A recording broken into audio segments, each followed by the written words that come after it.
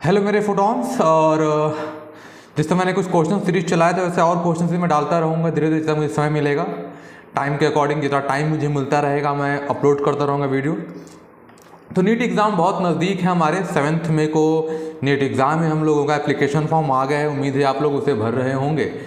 और जे मेन का एग्ज़ाम अप्रैल में पड़ेगा हमारा। तो कुछ चैप्टर्स है, उस चैप्टर्स में क्या इंपॉर्टेंट है और उसके बेसिस कुछ सवाल मैं आपको कुछ करने को भी दूंगा और कुछ मैं खुद सॉल्व करूंगा।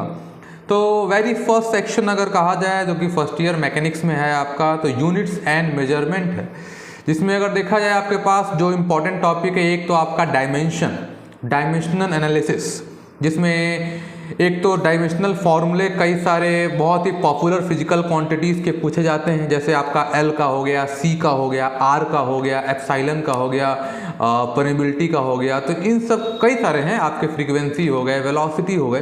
तो कई सारे फिजिकल क्वांटिटीज़ जो कि आपको एनसीईआरटी फर्स्ट ईयर किताब के पीछे देखने को मिलेगा, तो उस पर ज़्यादा फोकस करेंगे, ठीक है ना। फॉर्मूला डेरिवेशन भी है, जैसे आपका एप्लीकेशन ऑफ डायमेंशनल एनालिसिस में आपका फॉर्मूला डेरिवेशन भी आता है। यूनिट कन्वर्जन आता है आपका N1 U1 is equal to क्या है N2 U2 पे आता है आपका। तो ये भी इंपॉर्टेंट है आपके लिए। बाकी इक्वेशन सही है नहीं, ये आपसे नहीं रेयरली नहीं पूछा जाता आपका, बट ये दो एप्लीकेशन इंपॉर्टेंट है कि यूनिट का कन्वर्जन का होगा आपका कि इस यूनिट में नंबर दिया है और आपको दूसरे यूनिट में क्या करना है, कन्वर्ट करना है। और दूसरा है आपका डेरिवेशन ऑफ रिलेशन की ये फिजिकल क्वांटिटी इस फिजिकल क्वांटिटी पे डिपेंड करती है, तो बताइए रिलेशन क्या होगा, ऑप्शन आपको दिया होगा।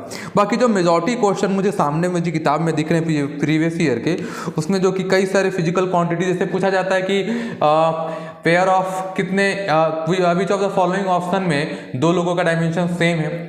जैसे अगर मैं पूछूं कि बताइए फोर्स कांस्टेंट का डायमेंशन और किस फिजिकल क्वांटिटी के डायमेंशन से मैच करता है। स्पीड ऑफ लाइट को अगर पूछूं मैं तो ये और किस फिजिकल क्वांटिटी से मैच करता है। प्रेशर का डायमेंशन और कितने फिजिकल क्वांटिटी से मैच करता है। जरा इसको आप ऑप्शन मुझे बताइएगा, अगर आपको याद होगा 2 मिनट लगेगा, आप टाइप कर देंगे, ठीक है ना। तो इस पे सवाल भी हैं आपके। डायमेंशनल फार्मूला पूछा गया है आपसे और एनालिसिस से भी काफ़ी सवाल मुझे देखने को मिल रहे हैं यहाँ पे, ठीक है ना। तो इस पे आप थोड़ा वर्क करेंगे, ये हो जाएगा।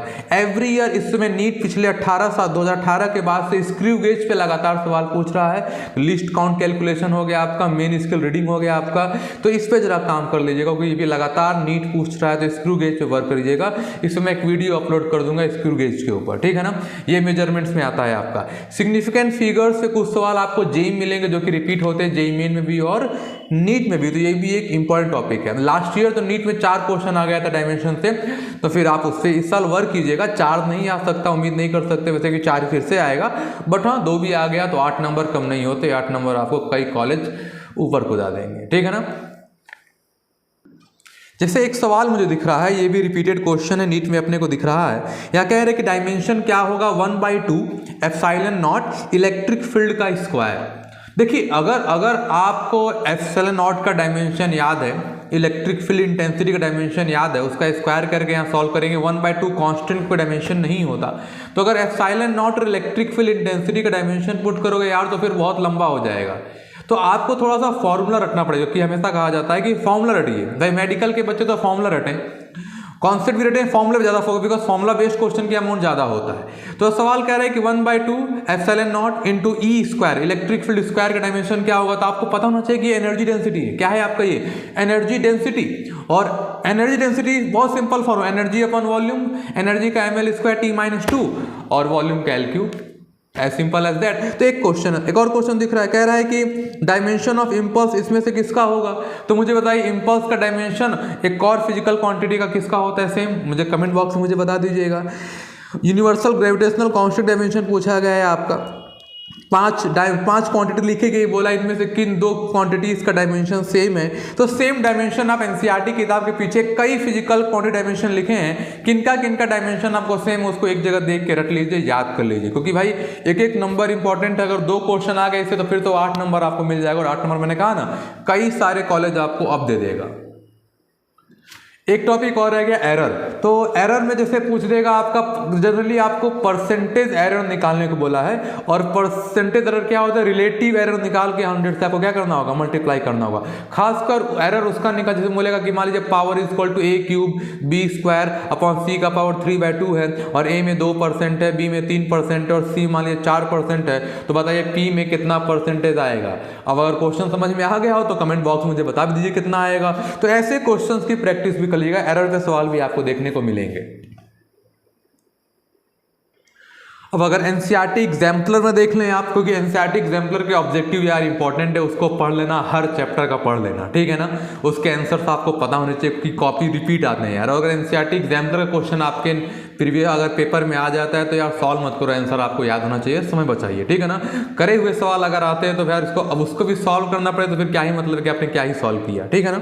तो एक सवाल है यहाँ पे, कह रहा है कि मानिए 3-4 नंबर्स हैं, एक लिखा है 1.23, एक लिखा है 2.445, एक लिखा है आपका 1.666, कह रहा है अगर इनको जोड़ा जाए तो बताइए जो नया नंबर कितना आएगा। देखो यार यहाँ सिग्निफिकेंट फिगर का एक रूल है, अगर आप ऐड या सब्ट्रैक्ट करते हैं तो मैंने ऐसे याद रखा है, ऐड और ऐड के आखिरी में डी आता है, तो यहाँ डेसिमल, मिनिमम डेसिमल जिनको आप जोड़ रहे हैं उसमें जिनके पास सबसे मिनिमम नंबर डेसिमल के बाद होगा उतने ही नंबर्स में आपका आंसर आना चाहिए, ठीक है। जैसे मान लीजिए 1.2 प्लस 2.334 प्लस 4.16, तो आपका आंसर जो होगा वो डेसिमल के एक प्लेस तक आना चाहिए, क्योंकि minimum number of decimal, minimum number of numbers after decimal जो है वो 1 है, 1.2 मैंने शुरुआत में बोला।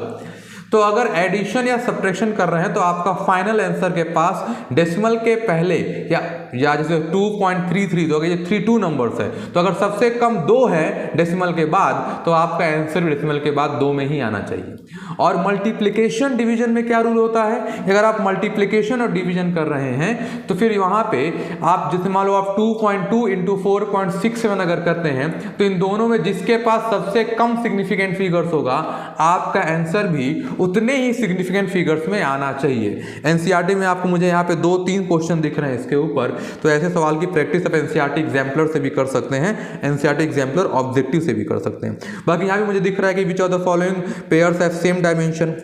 अच्छा, अब वेव इक्वेशन लिखा है आपका y is equal to a sine omega T plus K X. तो साइन का जो आर्गुमेंट है जिसे हम लोग फेज बुलाते हैं, याद रखिएगा फेज का डायमेंशन 1 होता है, बिकॉज फेज के जो वैल्यूज है वो एंगल है और एंगल को डायमेंशन नहीं होता। तो वेव इक्वेशन और एसएचएम इक्वेशन का जो ब्रैकेट है जो फेज है उसका डायमेंशन कितना होता है 1। ई के पावर का भी डायमेंशन कितना होता है 1। अगर कांस्टेंट है तो कांस्टेंट हैव नो डायमेंशन, उनकी जगह हम लोग डायमेंशन की वैल्यू कितनी लिख देते हैं 1 लिख देते हैं। तो कई सारी चीजें आप वीडियो को फिर से रिपीट करके देखिएगा, अगर फास्ट फॉरवर्ड करके भी देख सकते हैं देख लीजिएगा। तो कई सारी चीजें इस चैप्टर के बारे में, इतनी चीजें पे अगर आप ध्यान देंगे, ज्यादा समय 1-2 घंटा लगेगा, आप आज बैठेंगे भी तो ही हो जाएगा, ठीक है ना बच्चों।